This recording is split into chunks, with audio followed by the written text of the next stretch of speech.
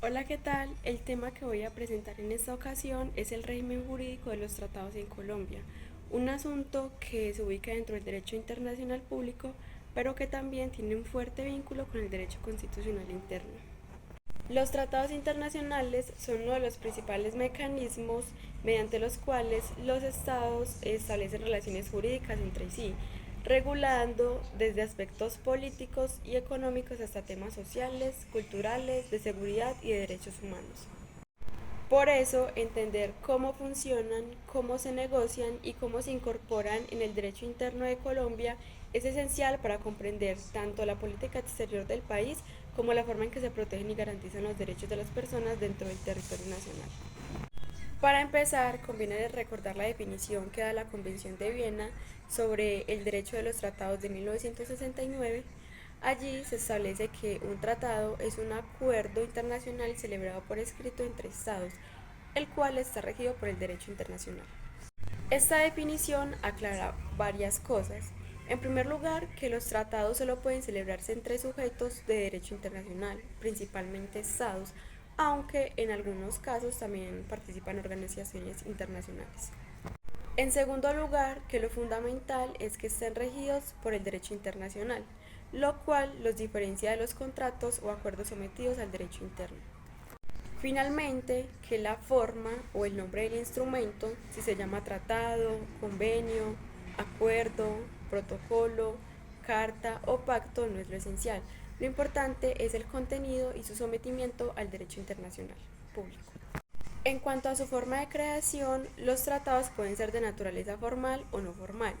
Los de naturaleza formal siguen todas las etapas previstas en la Convención de Viena: la negociación, que es la discusión entre los estados sobre los puntos que desean regular, la opción del texto, donde se plasma lo acordado, y la autenticación, que consiste en verificar que el texto adoptado corresponde a lo que efectivamente se negoció.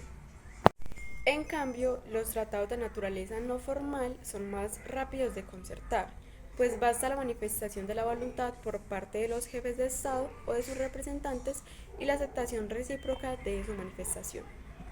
Ahora bien, en Colombia este procedimiento internacional no es suficiente, porque el ordenamiento jurídico interno establece etapas adicionales. La Constitución del 91 regula detalladamente la manera como se celebran, aprueban y ratifican los tratados internacionales. Según el artículo 189, corresponde al presidente de la República, en su condición de jefe de Estado, celebrar tratados y exigir las relaciones internacionales. Esto significa que la política exterior y la capacidad de obligar internacionalmente en Colombia recaen principalmente en el presidente, aunque puede delegar la firma mediante plenos poderes. Sin embargo, esos tratados no se aplican automáticamente dentro del país, pues la Constitución exige que pasen por un control democrático y jurídico.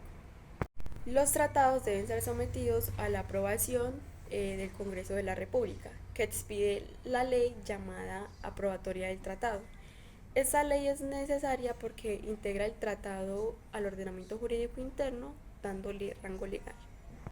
No obstante, existen algunas excepciones en las que el presidente puede actuar sin necesidad de aprobación congresional, como ocurre con los tratados de paz, los tratados que autorizan el tránsito de tropas extranjeras, los tratados económicos y comerciales celebrados en el ámbito de organismos internacionales, que pueden ser aplicados provisionalmente por el presidente, y los que permiten la estación o tránsito de buques y aeronaves extranjeras de guerra. En estos casos, la Constitución reconoce que, por la naturaleza de los asuntos, se requiere mayor agilidad y una respuesta directa del Ejecutivo. En lo que respecta al Congreso, el artículo 150, numeral 16, señala que este órgano tiene la función de aprobar o improbar los tratados celebrados por el gobierno y además puede transferir parcialmente determinadas atribuciones a organismos internacionales con miras a la integración económica.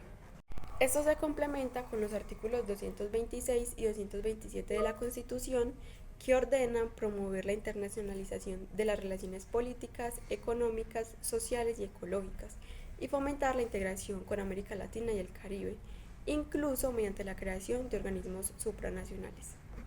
Estos mandatos constitucionales muestran que la política exterior colombiana no solo debe limitarse a la firma de tratados bilaterales, sino que tiene un objetivo más amplio de integración regional. Un elemento clave del proceso es el control de constitucionalidad. La Constitución de 1991 confió a la Corte Constitucional la función de decidir sobre la exequibilidad de los tratados internacionales y de sus leyes aprobatorias.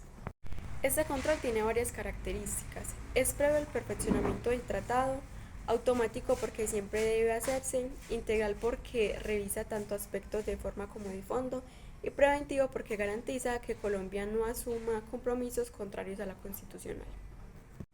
En la práctica, esto significa que luego de que el Congreso aprueba un tratado mediante ley y el presidente sanciona esa ley, el gobierno debe enviar el expediente a la Corte dentro de los 6 días siguientes. Solo si la Corte Constitucional declara que el tratado y su ley aprobatoria son exequibles, el presidente puede proceder a ratificarlo y ejecutar el canje de notas o depósito correspondiente. Este control tiene una importancia enorme porque asegura la coherencia entre el derecho internacional que Colombia asume y el derecho constitucional interno. Por ejemplo, si la Corte encuentra que alguna disposición de un tratado viola la Constitución, puede declararla exequible. En este caso, el presidente solo podría ratificar el tratado formulando una reserva sobre esa norma específica, siempre y cuando el instrumento internacional permita reservas. Si no es así, el tratado simplemente no podrá entrar en vigor para Colombia, aunque se haya aprobado por el Congreso. Otro aspecto central es la jerarquía de los tratados en el derecho colombiano. En términos generales, los tratados tienen rango de ley, es decir, se ubican al mismo nivel que las leyes ordinarias. Sin embargo, el artículo 93 de la Constitución establece una regla especial. Los tratados y convenios internacionales sobre derechos humanos que prohíben su limitación en estados de excepción prevalecen en el orden interno. Esto quiere decir que tienen una jerarquía superior, incluso por encima de la ley ordinaria, y se interpretan como parte del llamado bloque de constitucionalidad. Este concepto se refiere al conjunto de normas y principios que, aunque no están en el texto literal de la Constitución, tienen la misma jerarquía que ella porque se derivan de tratados internacionales o de normas supranaconstitucionales de derechos humanos.